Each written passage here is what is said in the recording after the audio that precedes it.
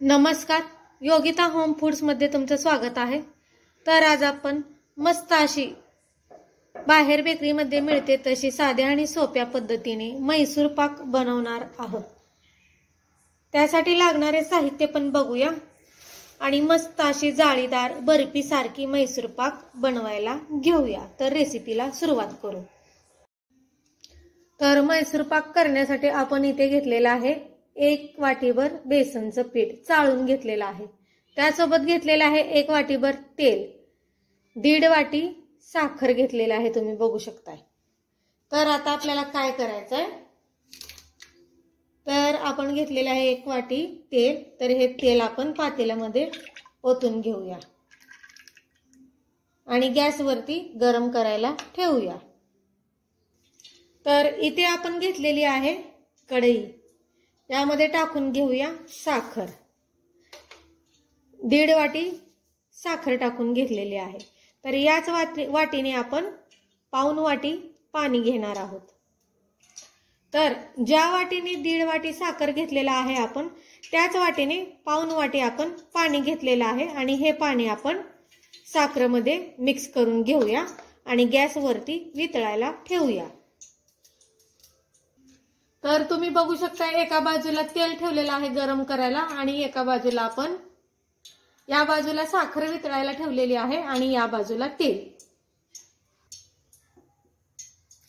तर इथं आपण गॅस मोठा केलेला आहे आणि तेलाचा गॅस आपण बारीक केलेला आहे।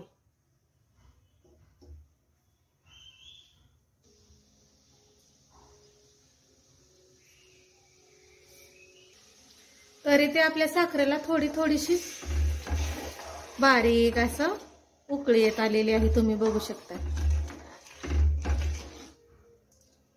तर हे साखर आपण पूर्ण वितळवून घेऊया।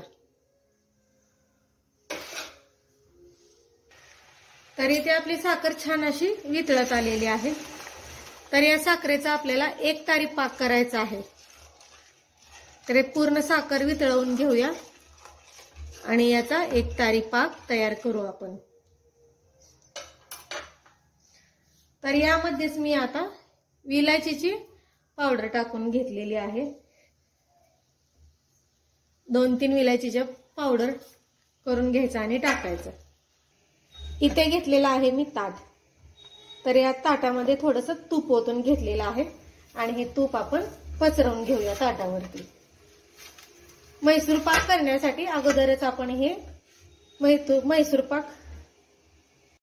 पाक सेट करण्यासाठी या ताटाला आपण तूप लावून घेऊया, म्हणजे नंतर कोणती गडबड होणार नाही। तर अशा प्रकारे आपण ताटाला तूप लावून घेतलेलं आहे।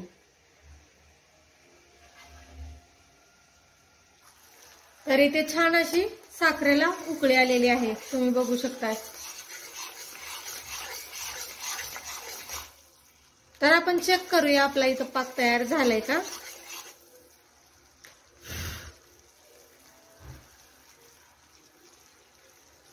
तर तुम्ही बघू शकता इथं अजून आपला इथं पाक तयार झालेला नाही।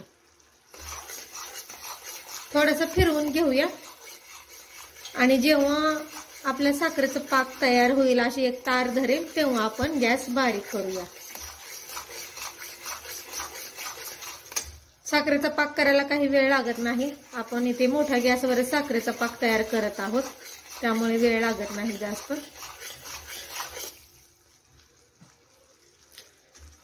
तर असं छान अशी आपली साखरेला मस्त उकळी आलेली आहे। गॅस थोडा बारीक करते आणि आपण आता अजून एकदा साखरेचा पाक चेक करूया। गॅस बारीक केलेला आहे मी।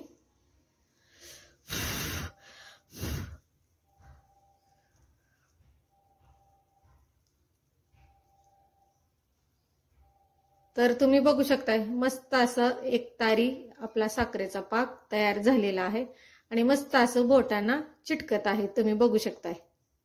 तर इथे मस्त म्हैसूर पाक करण्यासाठी आपल्या इथं साखरेचा पाक तयार झालेला आहे। तर आता यामध्ये आपण बेसन पीठ टाकून घेऊया। तर मी इथे गॅस बारीक केलेला आहे।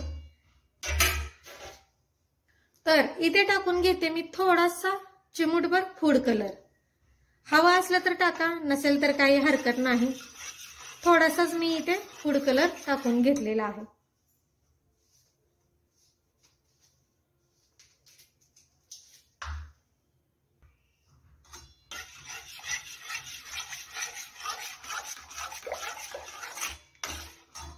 तर गॅस मोठा करूया.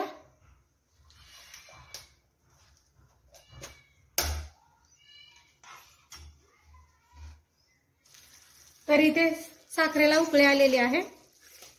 बेसनचं पीठ सर्व टाकून घेतलेलं आहे. आणि बेसनचं पीठ टाकल्यानंतर गॅस पासून कुठे हलायचं नाही. मस्त असं फिरवून घ्यायचं. यातल्या गाठी सगळ्या मोडायच्या. गॅस बारीक करायचा आणि बेसन पिठातल्या गाठी सगळ्या मोडून घ्यायच्या. तुम्ही बघू शकता इथं.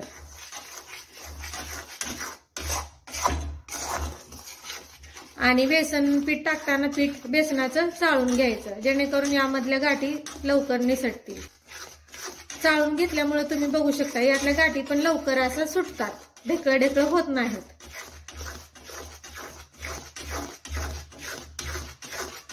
तर अशा प्रकारे सारखं हलवून घ्यायचं आपण.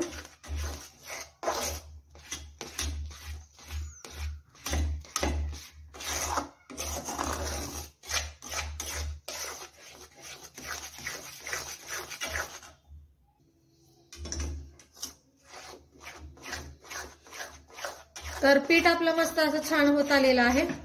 तर यामध्ये टाकूया गरम गरम तेल.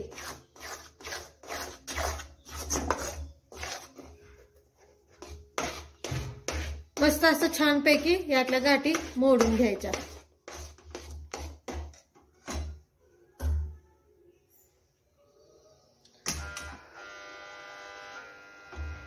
लाईट गेली होती, लाईट आली.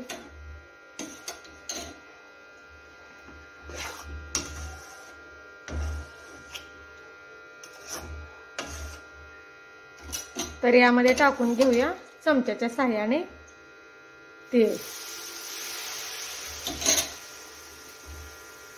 आणि मस्त असं फिरवून घ्यायचं. तुम्ही बघू शकताय तेल जसं टाकेल ना, मैसूर पाक असा फुलतो.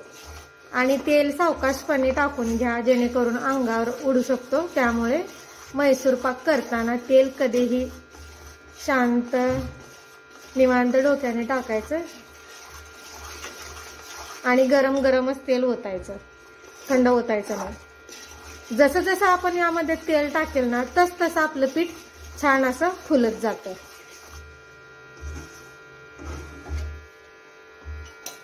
थोडं थोडं करून 4 ते 5 वेळा आपण हे तेल सोडून घेणार आहोत. तुम्ही बघू शकता किती मस्त असं जाळी येत आलेली आहे मैसूर पाकला. आणि मस्त असं फुलत जाते. असं फिरवत राहायचं आणि परत गरम गरम तेल ओतायचं.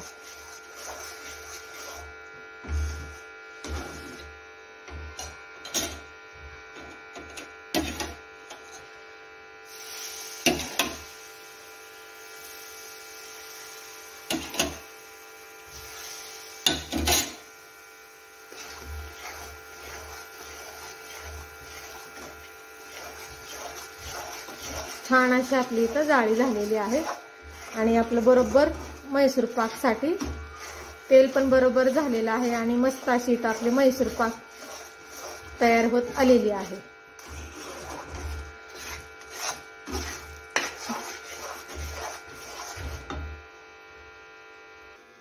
तर आता मी काय करणार आहे, तर राहिलेलं तेल हे पटकन असं गरम करून ओतून घेतलेलं आहे. तुम्ही बघू शकता. मस्त असं फिरवून घेऊया.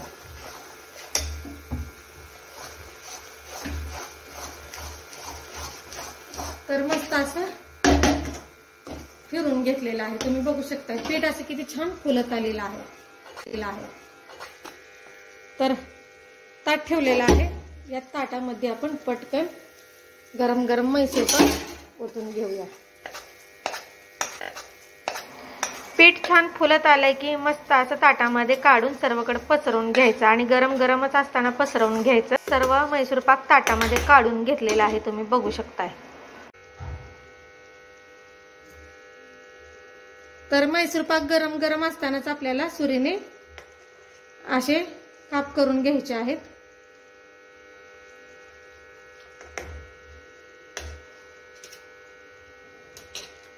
आणि 1 तासभर आपण हे मैसूर पाक थंड करायला ठेवूया। तर अशा प्रकारे आपण ताटामध्ये काढून घेतलेला आहे। तर 1 ते 1.5 तास आपण हे थंड करायला ठेवूया, जेणेकरून मैसूर पाक आपला छान असा सेट होईल। तर यावरती मी कागद झाकून ठेवते। तर इथे कागद झाकून ठेवलेला आहे। 1 तासानंतर बघूया आपण। तर इथे आपले 1 तास झालेले आहेत आणि आपण आता कागद काढून बघूया। तर तुम्ही बघू शकताय किती मस्त असं इथं आपलं मैसूर पाक सेट झालेला आहे। छानपैकी काढून घेऊया।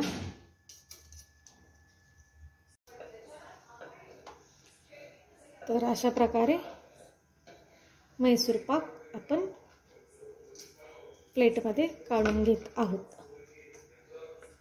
तुम्ही बघू शकताय बाहेरून येलो कलर पिवळा कलर आलेला आहे आणि आतून असा ब्राऊन कलर आलेला आहे, चॉकलेटी।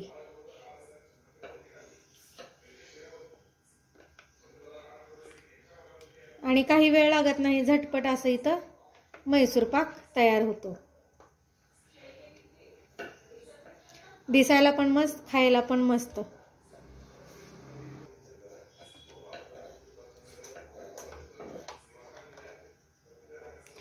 आणि छान अशी आपली इथं मैसूर पाक तयार झालेली आहे।